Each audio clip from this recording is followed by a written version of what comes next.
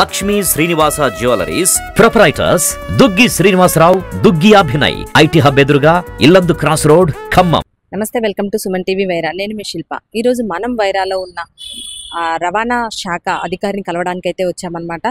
RTO ఆఫీస్కి అయితే వచ్చేసాము. ఇక్కడ ఆర్టీఓ ఆఫీసర్ గారు ఉన్నారు. వారిని అడిగి అసలు ప్రస్తుతం మన తెలంగాణ రాష్ట్రంలో ఆర్టీఓ రూల్స్ ఎలాంటివి అమలులో ఉన్నాయి, అంతేకాకుండా స్కూల్ సీజన్ స్టార్ట్ అయిపోయింది, ప్రత్యేకంగా పిల్లల బస్సుల కేరింగ్ విషయంలో ఎలాంటివి వ్యవహరిస్తున్నారు అనే విషయాలు వారితో మాట్లాడి తెలుసుకునే ప్రయత్నం అయితే చేద్దాం.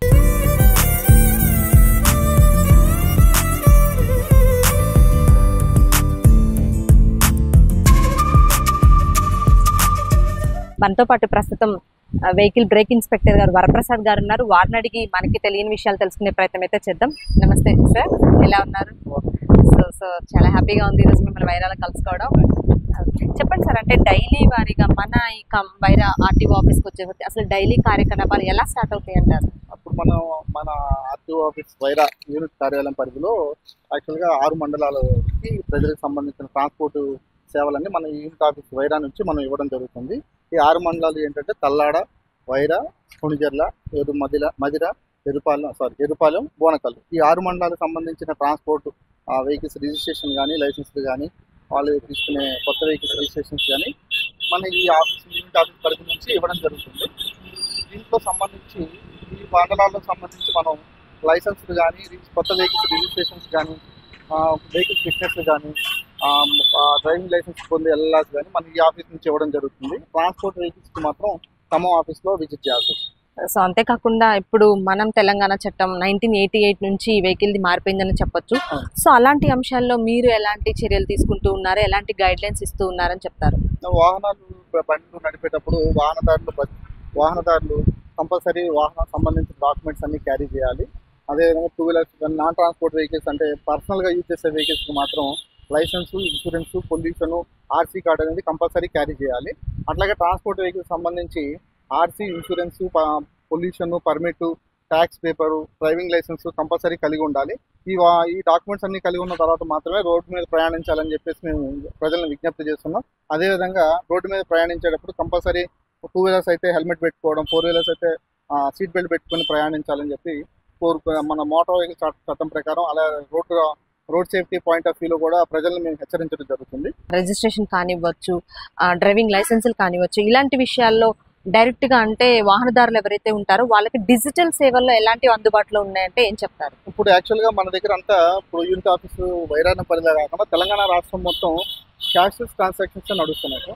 దానికి సంబంధించి వాహనదారులు ఈ సేవలో స్లాట్ బుక్ చేసుకుని లేదా ఆన్లైన్లో స్లాట్ బుక్ చేసుకున్న తర్వాత వాళ్ళు నేరుగా వాళ్ళకున్న టైం లిమిట్ని బట్టి, వాళ్ళని టైం స్లాట్ని బట్టి మన ఆఫీస్కి వస్తే వాళ్ళకి మేము సేవలు అందించడానికి వెళ్ళ మేము రెడీగా ఉన్నాం. అంతేకాకుండా ఇప్పుడు మీరు యాజ్ ఏ క్యాడర్లో ఉన్నారు. సో ఈ సిస్టమ్ని ఇంకా డెవలప్ చేయాలి అని అంటే అంశాలు ఎక్కువ కాలం ప్రజల్లోకి వెళ్ళాలి అనే అంశాలు మీరు ఏం తీసుకొచ్చారంటారు ఇక్కడికి వచ్చిన తర్వాత? మేము ఇక్కడికి వచ్చిన తర్వాత ఇప్పుడు సపోజ్ ఫర్ ఎగ్జాంపుల్ 2 వీలర్స్ కానీ, నాన్ ట్రాన్స్పోర్ట్ వెహికల్స్ వాహనదారులకి మేము ప్రచారం చేసాము.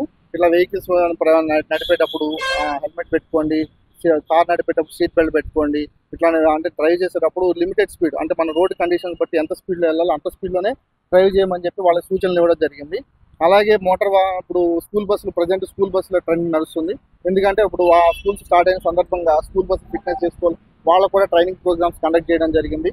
అదేవిధంగా రోడ్ సేఫ్టీలో మనకి ఇయర్లీ రోడ్ సేఫ్టీ ప్రోగ్రామ్ అనేది ఇయర్లీ మనకి 1 మంత్ నడుస్తుంది. ఆ 1 మంత్ కార్యక్రమంలో కూడా మేము ప్రతి చోట, ప్రతి మండలంలోనూ, ప్రతి ఆటో యూనియన్ దగ్గర కానీ, మోటార్ క్యాబ్స్ యూనియన్ దగ్గర కానీ, ఏబీస్ కానీ, స్కూల్ పిల్లల దగ్గర కానీ రోడ్ అవేర్నెస్ ప్రోగ్రామ్స్ అనేది కండక్ట్ చేయడం జరిగింది. దాని ద్వారా ప్రజలకు మేము రోడ్డు మీద ప్రయాణించేటప్పుడు ఎట్లా భద్రంగా నడపాలి, ఏ జాగ్రత్తలు తీసుకోవాలనేది వాళ్ళకి వివరించడం జరిగింది. అయిపోయాయని చెప్పొచ్చు సార్. అంటే స్కూల్ బస్సెస్ యాక్టివిటీస్ మీద అసలు అలాంటివి అంటే కంపల్సరీ ఇవి ఉండాలి అంటే మీరు ఏం చెప్తారు? స్కూల్ వాళ్ళు ఏవి పాటించాలి అంటారు? యాక్చువల్గా మన ట్రాన్స్పోర్ట్ కమిషనర్ గారు, గవర్నర్ ట్రాన్స్పోర్ట్ కమిషనర్ గారు, మినిస్టర్ గారు ఇచ్చిన ఆదేశాల ప్రకారం మన మోటార్ వెహికల్ చట్టం ప్రకారం మన స్కూల్ బస్కి ఏ అయితే డాక్యుమెంట్స్ ఉండాలి అనేది, ఏ కండిషన్స్ ఉండాలి అనేది కూడా వాళ్ళ స్కూల్ యాజమాన్యానికి మనం పిలిచి స్కూల్స్ స్టార్ట్ అవ్వకముందే వాళ్ళకి అవేర్నెస్ క్యాంప్ అనేది కండక్ట్ చేయడం జరిగింది. దాంతోపాటు స్కూల్ డ్రైవర్స్ కూడా మనం ఇక్కడ అవేర్నెస్ క్యాంపు కండక్ట్ చేసి వాళ్ళకి ట్రైనింగ్ ప్రోగ్రామ్ కూడా ఇవ్వడం జరిగింది. దాని తర్వాత స్కూల్స్ స్టార్ట్ అవ్వకముందే మేము స్కూల్ బస్సుల యొక్క ఫిట్నెస్కి మన దగ్గర ఎవరైతే రాదలుచుకున్నారో వాళ్ళందరికీ ఒక చెక్ లిస్ట్ అనేది మన ట్రాన్స్పోర్ట్ కమిషనర్ గారు ఇచ్చిన చెక్ లిస్ట్ అనుసారం వాళ్ళకి ముందుగానే ఇంటిమేట్ చేసి ఆ రిపేర్స్ అని చేయించుకున్న తర్వాతే మా స్కూల్ బస్సుని తీసుకురావాలి. తీసుకొచ్చిన తర్వాత ఆ చెక్ లిస్ట్ ప్రకారం చెక్ చేసి ప్రతి పాయింట్ క్షుణ్ణంగా పరిశీలించి వెహికల్ కూడా మేము పర్సనల్గా మేము రోడ్డు మీద టెస్ట్ చేసిన తర్వాతనే స్కూల్ బస్సు ఫిట్నెస్ ఇవ్వడం జరిగింది. కండిషన్లో లేని వెహికల్స్ కూడా మేము రిజెక్ట్ చేయడం జరిగింది. అలాంటి వెహికల్స్ కూడా ఉన్నాయి. వాళ్ళు రిపేర్ చేయించుకుని వచ్చిన తర్వాత మేము ఫిట్నెస్ ఇస్తామని చెప్పడం జరిగింది. స్కూల్ యాజమాన్యానికి ఇప్పుడు పత్రికా టీవీ ముఖ్యంగా మేము చెప్పేది ఏంటంటే, రోడ్డు మీద నడిపేటప్పుడు పిల్లలతో నడుపుతారు కాబట్టి కంపల్సరీ స్కూల్ బండిని జాగ్రత్తగా, అంటే ఇప్పుడు రోడ్డు మీద మన నార్మల్ వెహికల్ వెళ్ళిన దానికన్నా పిల్లలతో ప్రయాణించే చాలా జాగ్రత్తగా వెళ్ళాలని సూచనలు ఇవ్వడం జరిగింది. వాళ్ళు కూడా యాజమాన్యానికి ప్లస్ పిల్లల యొక్క తల్లిదండ్రులు కూడా మేము విజ్ఞప్తి చేస్తున్నాం. ఇది రోడ్డు మీద ప్రయాణించేటప్పుడు ఇది పిల్లల జీవితంతో ముడిపడింది కాబట్టి కంపల్సరీ తగు జాగ్రత్తలు తీసుకుని కండిషన్లో ఉన్న తర్వాత మాత్రమే బస్సును బయటికి తీయాలని చెప్పి మేము విజ్ఞప్తి. డ్రైవర్ విషయానికి వచ్చాం అంటే పర్టికులర్గా డ్రైవర్కి ఎలాంటి అర్హతలు ఉండాలి అని చెప్తారు? ప్రత్యేకంగా స్కూల్ బస్ నడిపే డ్రైవర్లకి హెవీ లైసెన్స్ అనేది కంపల్సరీ ఉండాలి. దానికి సంబంధించి దాంతోపాటు ఆ యొక్క డ్రైవర్ యొక్క ఏజ్ అనేది 50 years లోపు ఉండాలి. 5 years అది ఎక్స్పీరియన్స్ కంపల్సరీ ఉండాలి. ఓకే. అంతేకాకుండా ఇప్పుడు బస్సు సార్, అంటే బస్సు సౌకర్యాలకు వస్తే అంతేకాకుండా బస్సులో ఎలాంటి ఏర్పాట్లు పిల్లల కోసం కంపల్సరీ చేయాలి అంటే బస్ యాజమాన్యానికి మీరు ఏం చెప్తున్నారు? బస్సు మన స్కూల్ బస్ ఫిట్నెస్కి వచ్చినప్పుడు కంపల్సరీ దానికి ఫైర్ ఎక్స్టింగ్విషర్ ఉండాలి, ఫస్ట్ ఎయిడ్ కిట్ ఉండాలి, ఎమర్జెన్సీ డోర్స్ ఉండాలి, ప్లస్ ఒక అటెండర్ అయితే కంపల్సరీ ఉండాలి. డోర్ దగ్గర స్టెప్ అనేది ఒక 300 సెంటీమీటర్స్ కన్నా తక్కువ ఉండాలి. పిల్లలు అంటే ఎక్కే విధంగా ఉండాలి. స్కూల్ బ్యాగ్స్ పెట్టుకోవడానికి కింద స్కూల్ బ్యాగ్స్ ర్యాక్స్ ఉండాలి. అదే కాలేజ్ బస్ అయితే పైన ర్యాక్స్ ఉండాలి. అదేవిధంగా బస్సు యొక్క బ్రేక్ కండిషన్స్ కానీ, హ్యాండ్ బ్రేక్స్ కానీ, బస్సు యొక్క కండిషన్ కానీ పర్ఫెక్ట్గా ఉంటుంది. అంతేకాకుండా ఇప్పుడు క్యాజువల్గా మీ దగ్గరికి కొన్ని పేరెంట్స్ ప్రాబ్లమ్స్ అంటే కొన్ని అడుగుతూ ఉంటారు, కంప్లైంట్స్ తీసుకొస్తూ ఉంటారు యాజ్ ఏ పేరెంట్గా. సో ఎలాంటివి ఎక్కువ కంప్లైంట్స్ మీకు వస్తున్నాయంటారు వెహికల్స్ నుంచి, బస్ వెహికల్ అంటే స్కూల్ బస్సెస్ నుంచి? అంటే పేరెంట్స్ నుంచి ఇప్పటి వరకు మేము ఎక్కువ కంప్లైంట్స్ అనేది రిసీవ్ చేసుకోలేదు. ప్లస్ యాక్చువల్గా పేరెంట్స్ మీటింగ్ పెట్టినప్పుడు కొన్ని విషయాలు ఏంటంటే, ఒక డ్రైవర్లు కొంత అంటే ర్యాష్గా నడుపుతున్నారు అనే ఒక కంప్లైంట్ అనేది యాజమాన్యం నుంచి మేము వినడం జరిగింది. దానికి కూడా డ్రైవర్లకు కూడా శిక్షణ ఇవ్వడం జరిగింది. మీరు నడిపేటప్పుడు మీ పిల్లల్ని ఎంత జాగ్రత్తగా తీసుకెళ్లాలని మీరు అనుకుంటారో మిగతా వాళ్ళ పిల్లల్ని కూడా అంతే జాగ్రత్తగా తీసుకెళ్ళమని చెప్పి కూడా వాళ్ళకి మేము సూచనలు ఇవ్వడం జరిగింది. అదేవిధంగా మేము రోడ్డు మీద తనిఖీలు చేసినప్పుడు స్కూల్ బస్ కన్నా అంటే ఓవర్ స్పీడ్లో ఏంటంటే మేము గమనించినా కూడా ఆ బండి మీద ఎంఏ ప్రకారం చర్యలు తీసుకోవడం జరుగుతుంది. సో అంతేకాకుండా సార్ ఇప్పుడు స్కూల్ బస్సులు చూస్తూ ఉంటాం, కొన్ని స్కూల్స్కి సఫిషియెంట్గా బస్సెస్ ఉండవు, తక్కువ బస్సులతో రన్ చేస్తూ ఉంటారు, వాళ్ళని ఓవర్లోడింగ్ కూడా చేస్తూ ఉంటారు పిల్లల్ని. సో నిల్చొని వెళ్ళడం జరుగుతుంది. సో అంటే మీ నామ్స్ ప్రకారం ఓవర్లోడింగ్ అనేది కరెక్ట్ అంటారా? దానికి ఎలాంటి చర్యలు తీసుకుంటారు? ఓవర్లోడింగ్ అనేది దాన్ని ఎంఏ ప్రకారం నాట్ యాక్సెప్టబుల్. యాక్చువల్గా ఓవర్లోడింగ్ అంటే మనకి పరిమితికి మించి నా స్కూల్ పిల్లల్ని ఎక్కించడం చేయకూడదు. దీని యాక్చువల్గా మన నామ్స్ ప్రకారం మనకున్న సీటింగ్ కెపాసిటీలో 25% వరకు పిల్లల్ని క్యారీ చేయొచ్చు. అంటే ఇప్పుడున్న ప్రజెంట్ కండిషన్లో పిల్లల్ని నుంచోబెట్టకుండా తీసుకెళ్లడం అనేది చాలా మంచి పద్ధతి. అదేవిధంగా అదే స్కూల్ యాజమాన్యాన్ని కూడా మేము వివరించడం జరిగింది. ఓవర్లోడ్తో ప్రయాణిస్తే మాత్రం ఎట్టి పరిస్థితుల్లో మేము సహించేది డిపార్ట్మెంట్ చర్యలు తీసుకోవడం జరుగుతుంది. ప్రస్తుతం మీరు వైరాలో ఉన్నారు సార్, అంటే వైరాలో ప్రధానంగా ట్రాఫిక్ సమస్యలు మీరు బాగా ఎదుర్కొంటున్నవి ఏంటంటారు? వాటికి ఎలా పరిష్కారాలు చేసుకుంటున్నారు? యాక్చువల్గా మన వైరా పరిధిలో యాక్సిడెంటల్ వైరా మా జ్యూడిక్షన్ పరిధిలో తల్లాడ నుంచి ఖమ్మం వరకు యాక్సిడెంటల్ జోన్గా మేము ఆల్రెడీ గుర్తించడం జరిగింది. ఎందుకంటే మనకున్న వెహికల్ కండిషన్స్ బట్టి, రోడ్ కండిషన్స్ బట్టి, వెహికల్ ఫ్లోటింగ్ బట్టి ఈ 3 మండలాల్లో తరచుగా యాక్సిడెంట్లు జరగడం జరుగుతుంది. దీనివల్ల ఎంతోమంది ప్రాణాలు కోల్పోతున్నారు. దీనికి గవర్నమెంట్ గుర్తించి సెంట్రల్ గవర్నమెంట్ కూడా గ్రీన్ఫీల్డ్ హైవే అనేది శాంక్షన్ చేయడం జరిగింది. ఆ గ్రీన్ఫీల్డ్ హైవే కూడా వర్క్ నడుస్తుంది. ఇది త్వరగా కంప్లీట్ అయిపోతే వైరా చుట్టుపక్కల ప్రాంతాల వాళ్ళకి కొన్ని యాక్సిడెంట్లు అనేది మనం నివారించడం జరుగుతుంది. వాళ్ళకు కూడా ప్రయాణించే వాళ్ళకు కూడా కొన్ని గమ్యస్థానాన్ని త్వరగా చేరుకుని సేఫ్గా ప్రయాణించగలుగుతారని ఆశిస్తున్నాం. నార్మల్గా అసలు వైరాల్లో తరచుగా ఒక మంత్కి వచ్చేసరికి ఎంతవరకు రోడ్ యాక్సిడెంట్స్ కి ప్రమాదానికి గురవుతున్నారంటారు పీపుల్స్? వాళ్ళకి అవేర్నెస్ చెప్పాలంటే మీరు 2 wordsలో ఏం చెప్తారు? ఇప్పుడు యాక్చువల్గా వైరా పరిధిలో ఉన్న మా యూనిట్ ఆఫీస్ పరిధిలో ఉన్న 6 మండలాల్లో యావరేజ్గా నెలకి 4-5 యాక్సిడెంట్లు జరగడం జరుగుతుంది. దీనివల్ల 4-5 కుటుంబాలు అనేది రోడ్డును పట్టడం జరుగుతుంది. మేము నివారించడానికి యాక్సిడెంట్ నివారించడానికి కూడా తనిఖీలు నిర్వహిస్తున్నాము.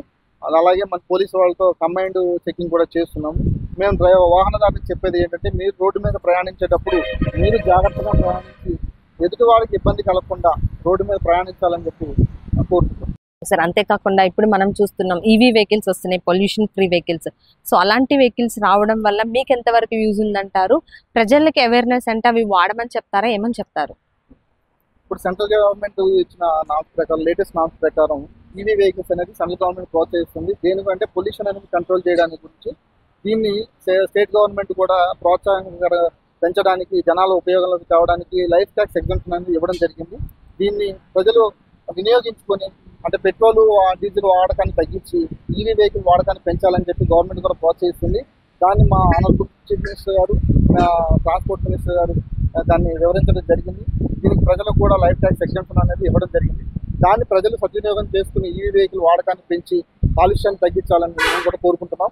ఇలా వాడటం వల్ల ఏమవుతుంటే కాలుష్యం తగ్గి మన పర్యావరణాన్ని రక్షించిన వాళ్ళు అవుతాం. మీరు పెద్ద పెద్ద సిటీస్ లో వర్క్ చేసి ఉంటారు. సో ఈ వైరా అనేసరికి చుట్టుపక్కల ఎక్కువ పల్లెటూర్లు ఉన్నాయని చెప్పొచ్చు, అక్కడ నుంచి వస్తూ ఉంటారు. సో ఆ రూల్స్ విషయానికి వస్తే మీకు ఎలా కష్టంగా, అంటే వాళ్ళ అవేర్నెస్ కలిగించడంలో మీరు ఎలాంటివి ఎదుర్కొంటూ ఉంటారు సార్? యాక్చువల్గా టౌన్కిను మా ఉన్న వైరా పరిధికి యాక్చువల్గా ఏంటంటే ఫర్ ఎగ్జాంపుల్ నేను ఖమ్మంలో పనిచేశాను. ఖమ్మంలో అనేది టౌన్ వాతావరణము చుట్టుపక్కల అందరికి కొంత అవేర్నెస్ ఉంటుంది. మా వైరా మండలానికి వచ్చేటప్పటికి పల్లెటూరు వాతావరణం. మాకున్నాయన్నీ అగ్రికల్చర్ బేస్ వెహికల్స్ ఎక్కువ యూజ్ చేస్తుంటారు. దానికోసం మాకు కొంచెం కష్టతరమైన విషయం ఏంటి అంటే పల్లెటూరులో ఎక్కువ ట్రాక్టర్స్, మోటార్ సైకిల్ ఎక్కువ యూజ్ చేస్తుంటారు. మేము ఆల్రెడీ పల్లెటూరులో కూడా మేము క్యాంప్స్ నిర్వహించడం జరుగుతుంది. ట్రాక్టర్స్ వాళ్ళకి కూడా మేము పంచాయతీల్లో నిర్వహించడం జరిగింది. ట్రాక్టర్స్ అవేర్నెస్ ప్రోగ్రామ్ కూడా. వాళ్ళకు కూడా మేము చెప్పేది ఏంటంటే రోడ్డు మీద ప్రయాణించినప్పుడు లేదంటే పొలం గట్టు మీద ప్రయాణించినప్పుడు నడిపేటప్పుడు ట్రాక్టర్లుగా నడిపేటప్పుడు చాలా జాగ్రత్తగా నడపమని చెప్పి, అలాగే వెహికల్ డాక్యుమెంట్స్ కూడా అన్ని సరికి సమంగా పెట్టుకొని దాని తర్వాతనే బండి బయటికి తీయాలని చెప్పి వాళ్ళకి వివరించడం జరిగింది. అలాగే టూ వీలర్ మీద నడిపేటప్పుడు యాక్చువల్గా వైరా నుంచి ఏ అవసరమైనా కూడా ఖమ్మం ప్రయాణించాల్సి వస్తుంది. దానికోసమని పల్లెటూరు నుంచి వెళ్ళిన ప్రతి ఒక్కరు టూ వీలర్ అనేది ఎక్కువ తెలివిగా వాడుతున్నారు. దాన్ని వాడేటప్పుడు హెల్మెట్ పెట్టుకున్న తర్వాత మాత్రమే ప్రయాణించాలని చెప్పి మేము విజ్ఞప్తి చేస్తున్నాం. ఇదే విధంగా హెల్మెట్ అవేర్నెస్ క్యాంపులు కూడా మేము కండక్ట్ చేస్తున్నాం. ఇదే విధంగా కంటిన్యూ చేస్తాం కూడా. హెల్మెట్ పెట్టుకోకుండా ఒక 2 సార్లు వాళ్ళకి వార్నింగ్ ఇవ్వడం జరుగుతుంది. 3వసారి కంపల్సరీ వాళ్ళకి శాఖాపరమైన చర్యలు తీసుకోవడం జరుగుతుంది. వైరా పట్టణంలో మనం మెయిన్ గా మీరు ఎదుర్కొంటున్న ట్రాఫిక్ జామ్ సమస్యల గురించి చెప్పండి, వాటిని ఎలా నివారిస్తూ ఉన్నారు? ఇప్పుడు వైరా పరిధిలో ట్రాఫిక్ జామ్ ఏదైనా యాక్సిడెంట్ జరిగినప్పుడు ట్రాఫిక్ అనేది స్తంభించడం జరుగుతుంది. రీసెంట్గా 2-3 సార్లు అట్లా జరగడం కూడా జరిగింది. ఒక బస్సు కానీ లారీ కానీ యాక్సిడెంట్ అయినప్పుడు రోడ్ అంతా బ్లాక్ అవుతుంది. దీన్ని అంటే గవర్నమెంట్ గుర్తించి గ్రీన్ ఫీల్డ్ హైవే అనేది కన్స్ట్రక్షన్ చేయడం జరుగుతుంది. ఇది కూడా ఇమీడియట్గా త్వరలో అయిపోతుందని మా ప్రీతమ ట్రాన్స్పోర్ట్ మినిస్టర్ గారు, ముఖ్యమంత్రి గారు దాన్ని త్వరలో ఓపెన్ చేస్తారని చెప్పి ఆశిస్తున్నాం. అదైతే ఈ ట్రాఫిక్ సమస్యలు అనేది తీరుతాయని చెప్పేసి మీకు వాహనాల తనిఖీ విషయంలో టెక్నాలజీ ఎంతవరకు ఉపయోగపడుతుంది? అంతేకాకుండా మన వైరాపట్నంలో అలాంటి టెక్నాలజీ అందుబాటులో ఉందంటారా? ఇప్పుడు ప్రజెంట్ ఉన్న తెలంగాణ రాష్ట్ర ప్రభుత్వం వాహనాలు తనిఖీ చేసేటప్పుడు మేము డిజిటల్ ఇంకా ఇంట్రడ్యూస్ చేయలేదు. యాక్చువల్గా మాన్యువల్గా వాహనాలు తనిఖీ చేయడం జరుగుతుంది. దాన్ని యాక్చువల్గా మేము వాహనాన్ని ఆపకుండా కూడా మేము ఆన్లైన్లో చెక్ చేసి వాహనం డాక్యుమెంట్స్ ఉన్న తర్వాత మాత్రమే దాన్ని ఆపుతున్నాము. ఆపిన తర్వాత అంటే రానున్న కాలంలో వాహనాన్ని సాఫ్ట్వేర్ అని సెంట్రల్ గవర్నమెంట్ ఇంట్రడ్యూస్ చేసింది. దాన్ని కూడా మాకు త్వరలో ఇంట్రడ్యూస్ చేస్తున్నారు. ఇంట్రడ్యూస్ చేసిన తర్వాత ఇంకా వాహన తనిఖీల్లో కొంచెం ఇంకా పురోగతి చెందుతుందని చెప్పేసి ఆశిస్తున్నాం. కిడ్స్ విషయానికి వస్తే పిల్లలు చాలా మంది డ్రైవింగ్ అంటే బైక్ తీసుకొని వెళ్ళడం, పట్టడం, యాక్సిడెంట్లకు గురవుతూ ఉన్నారు. సో ఆ విషయానికి వస్తే అసలు ఎంత ఏజ్ వాళ్ళకి బండి తీసుకోవాలని చెప్తారు? పిల్లలకి, పేరెంట్స్కి ఎలాంటి అవేర్నెస్ చెప్పాలని చెప్తారు? యాక్చువల్గా ఇప్పుడు స్కూల్ పిల్లలు ఈ నుంచి 10th క్లాస్ అవ్వకముందే పిల్లలు అత్యుత్సాహంతో వాహనాలు నడపడం జరుగుతుంది. వాళ్ళ మైనర్లు యాక్సిడెంట్లో చాలామంది ప్రాణాలు కోల్పోయిన సందర్భాలు ఉన్నాయి. దాన్ని మేము పేరెంట్స్కి కానీ ఆ స్కూల్ పిల్లలు కానీ కాలేజీ పిల్లలు కానీ మేము విజ్ఞప్తి చేసేది ఏంటంటే, మీకు 18 సంవత్సరాలు వచ్చే వరకు కూడా దయచేసి మీరు వాహనాన్ని గార్డియన్ లేకుండా మీరు వాహనాన్ని తీయొద్దు. 18 సంవత్సరాలు వచ్చిన తర్వాత లైసెన్స్ అనేది ఎలిజిబిలిటీ ఉంటుంది కాబట్టి అప్పుడే వాళ్ళ పేరెంట్స్ కూడా పిల్లలకి వెహికల్ అనేది లైసెన్స్ తీసుకున్న తర్వాతే వాళ్ళకి వాహనం ఇవ్వాలని కోరుకుంటున్నారు. పిల్లల విషయంలో డ్రైవింగ్ వాటిలో మీరు అలాంటి వాళ్ళని గుర్తిస్తే ఎలాంటి చర్యలు తీసుకుంటున్నారు? ఇప్పుడు పిల్లలకి ప్రజెంట్ మేము యాక్చువల్గా కాలేజీ లెవెల్లో వాళ్ళకి అవేర్నెస్ క్యాంప్ అనేది నిర్వహిస్తున్నాము. కాలేజీ లెవెల్లో కూడా వాళ్ళకి మేము డ్రైవింగ్ యొక్క ఇంపార్టెన్స్, రోడ్డు మీద నడిపేటప్పుడు ఎటువంటి జాగ్రత్తలు తీసుకోవాలనేది కాలేజీ లెవెల్లోనే వాళ్ళకి అవేర్నెస్ క్యాంపులు అనేది మేము కండక్ట్ చేస్తున్నాము. పేరెంట్స్కి కూడా మేము విజ్ఞప్తి చేసేదంటే, ఇది ముఖ్యంగా పేరెంట్స్ కూడా విజ్ఞప్తి చేసేదంటే, మీరు పిల్లలు ఏదో అంటే ఏడుస్తున్నారని చెప్పి ఏదో వాళ్ళు బెదిరిస్తున్నారని చెప్పేసి వాళ్ళ వాహనాలు కొనివ్వడం వల్ల ఏమవుతుందంటే ఒక ప్రాణం కోల్పోయిన తర్వాత జీవితాంతం బాధపడాల్సిన పరిస్థితి ఉంటుంది. ఇలాంటి సిచ్యువేషన్ రాకుండా ఉండాలంటే పేరెంట్స్ కూడా కఠినంగా వ్యవహరించాలని చెప్పేసి. ఓకే సార్, ఫైనల్ గా మన వైరా ప్రాంతంలో ఉన్న ప్రజలకి ట్రాఫిక్ విషయానికి వస్తే రవాణా శాఖ నుంచి మీరు ఎలాంటి సందేశం ఇవ్వాలనుకుంటున్నారు? ఇప్పుడు వైరా ఇంటి పరిధిలో ఉన్న 6 మండల ప్రజలకు మేము విజ్ఞప్తి చేసేది ఏంటంటే, రోడ్డు మీద మనం ఇంటి నుంచి ప్రయాణించేటప్పుడు మనం పెట్రోల్ ఉందా, గాల్లో టైర్కి గాలి ఉందా లేదా ఎట్లా చెక్ చేసుకుంటామో అట్లానే రోడ్డు నుంచి ఇంట్లోంచి బయటకు వచ్చేటప్పుడు వాహనానికి సంబంధించిన డాక్యుమెంట్స్ అన్నీ రెడీగా కరెక్ట్గా ఉన్నాయా లేదా అని చూసుకున్న తర్వాత మాత్రమే రోడ్డు మీదకి రావాలని విజ్ఞప్తి చేస్తున్నాము. అట్లాగే ట్రాన్స్పోర్ట్ వెహికల్స్ ఏదైతే ఉన్నాయో వాళ్ళు ప్రతి ఒక్కరు రోడ్డుకు సంబంధించిన ట్యాక్స్ కంపల్సరీ కట్టాలని చెప్పేసి మేము విజ్ఞప్తి చేస్తున్నాం. అలాంటి కట్టని వాహనాలకి మేము తనిఖీల్లో పట్టుబడితే వాళ్ళకనే పెనాల్టీ 200% అనేది పడుతుంది. ఈ పెనాల్టీ కట్టకుండా అవాయిడ్ అవ్వాలి అంటే ముందుగానే రోడ్డు మీద ప్రయాణించేటప్పుడు ముందుగా ట్యాక్సులు కానీ, ఫిట్నెస్ కానీ, వెహికల్ డాక్యుమెంట్స్ కానీ, ఇన్సూరెన్స్ కానీ, పొల్యూషన్ కానీ, లైసెన్స్ కానీ కంపల్సరీ ఉన్న తర్వాతనే రోడ్డు మీద రావాలని విజ్ఞప్తి చేస్తున్నాం. ఎందుకంటే మేము కూడా ప్రజల్ని అంటే రోడ్డు యాక్సిడెంట్ నుంచి కాపాడాలని మేము విజ్ఞప్తి చేస్తున్నాం. తర్వాత మీరు తనిఖీల్లో పట్టుబడిన తర్వాత కేసు రాశారు అని చెప్పేసి మీరు బాధపడిన ప్రయోజనం ఉండదు. దయచేసి టీవీ పక్కన మీ అందరికీ విజ్ఞప్తి చేసేది ఏంటంటే రోడ్డు మీద ప్రయాణించేటప్పుడు 2 వీలర్స్ వాళ్ళు కంపల్సరీ హెల్మెట్ పెట్టుకోండి. అట్లాగే కార్లో ప్రయాణించే వాళ్ళు కంపల్సరీ సీట్ బెల్ట్ పెట్టుకుని నడపాలని కోరుకుంటున్నాం. అట్లానే ఈ మధ్యకాలంలో ఎక్కువ జనరల్గా యూజ్ చేసేది సెల్ ఫోన్ డ్రైవింగ్ అనేది ఎక్కువ చేస్తున్నారు.